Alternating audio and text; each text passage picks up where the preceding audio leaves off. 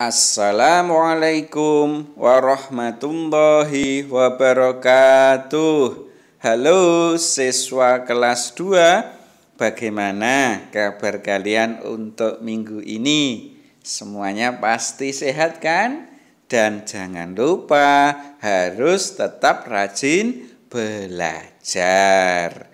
Oke siswa kelas 2, minggu ini kita melanjutkan pelajaran 3 ya, yaitu tentang Allah Maha Pencipta untuk bagian yang kedua.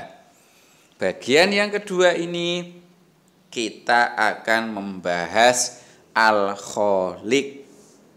Oke ya, kita lanjutkan bahwa Al-Khaliq itu termasuk salah satu Asmaul Husna. Kalian tahu apa itu Asmaul Husna? Ayo, siapa yang tahu? Asmaul Husna itu adalah nama-nama Allah yang baik. Jadi Allah itu mempunyai nama-nama yang baik yang disebut Asmaul Husna. Kemudian ada berapa jumlah Asmaul Husna itu? Ada yang tahu? Asmaul Husna itu jumlahnya ada 99. Nah, di antara 99 Asmaul Husna ini ada Asmaul Husna yang akan kita pelajari, yaitu Al-Khaliq. Dalil tentang Asmaul Husna itu terdapat dalam surat Al-A'raf ayat 180.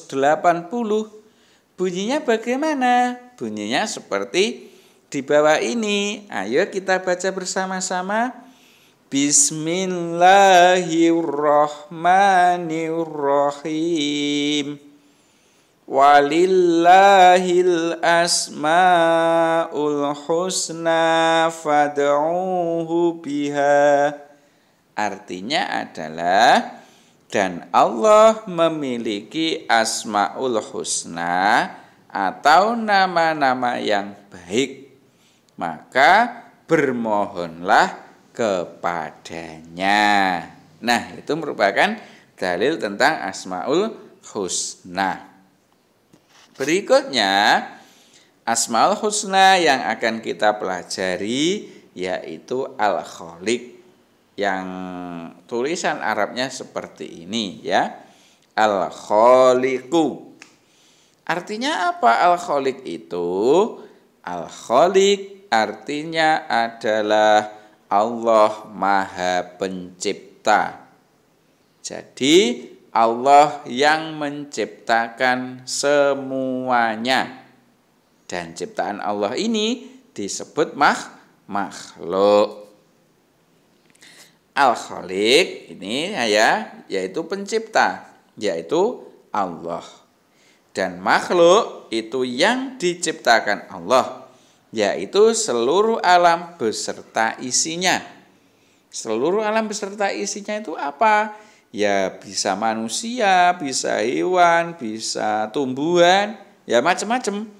Pokok selain Allah itu disebut makhluk. Jadi kalau Allah itu disebut Al-Khaliq, kalau selain Allah disebut makhluk.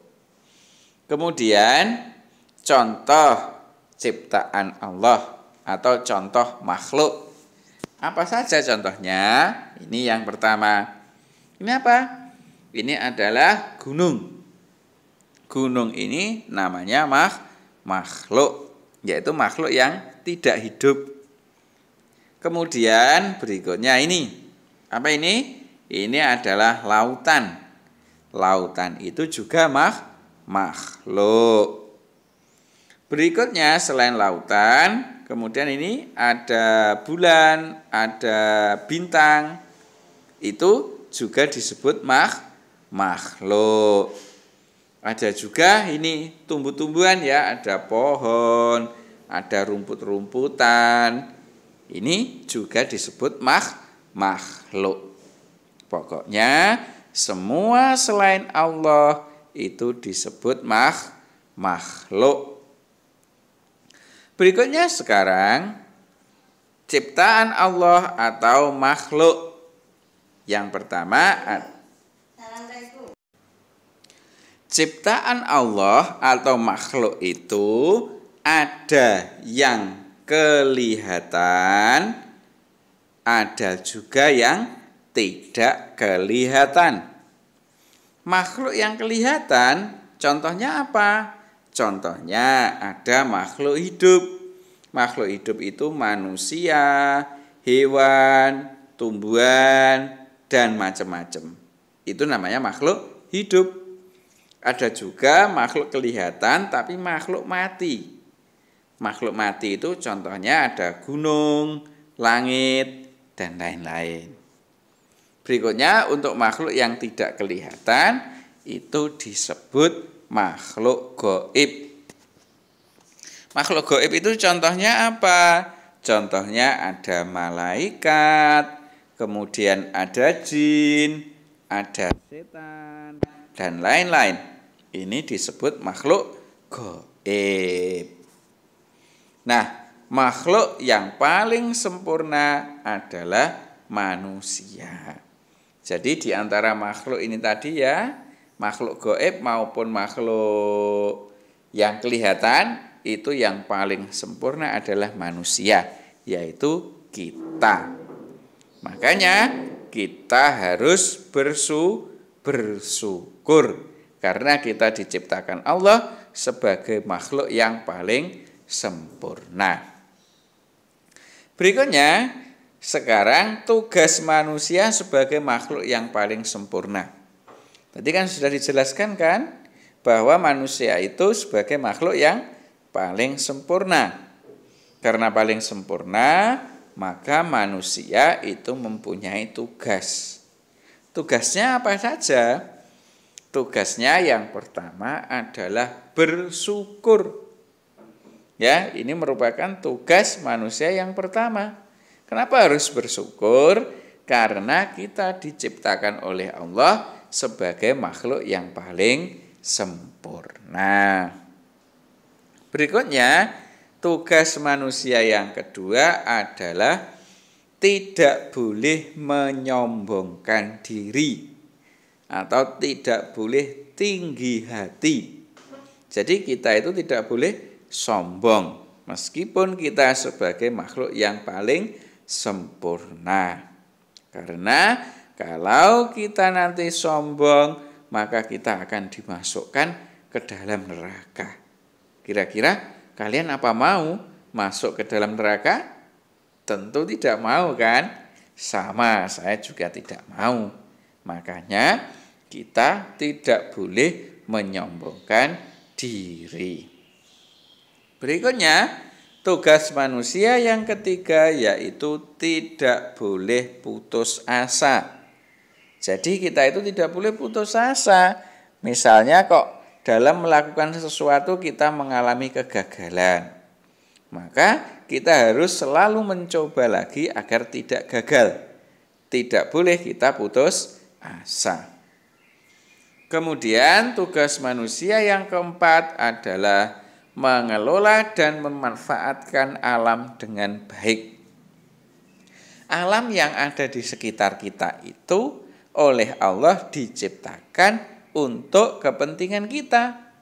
Makanya kita harus mengelola dan memanfaatkan alam itu dengan baik.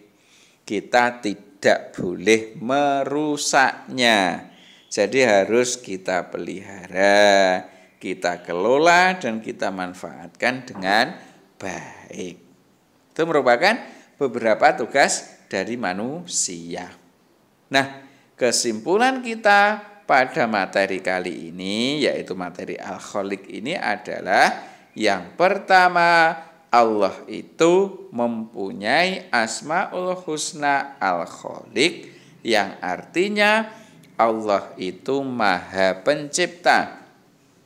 Allah yang menciptakan seluruh makhluk. Itu kesimpulan yang pertama.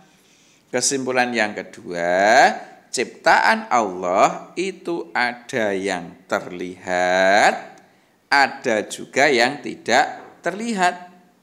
Yang terlihat contohnya adalah manusia. Dan yang tidak terlihat contohnya adalah malaikat. Berikutnya yang ketiga, kesimpulannya adalah tugas manusia itu yang pertama bersyukur, kemudian tidak boleh sombong, tidak boleh putus asa, dan mengelola alam dengan baik. Nah, ini loh merupakan kesimpulan dari materi kita kali ini. Kira-kira kesimpulan yang tugas manusia ini bisa kalian praktekkan ya? Pasti kalian bisa. Nah, sementara itu ya, semoga bermanfaat. Saya akhiri. Assalamualaikum warahmatullahi wabarakatuh.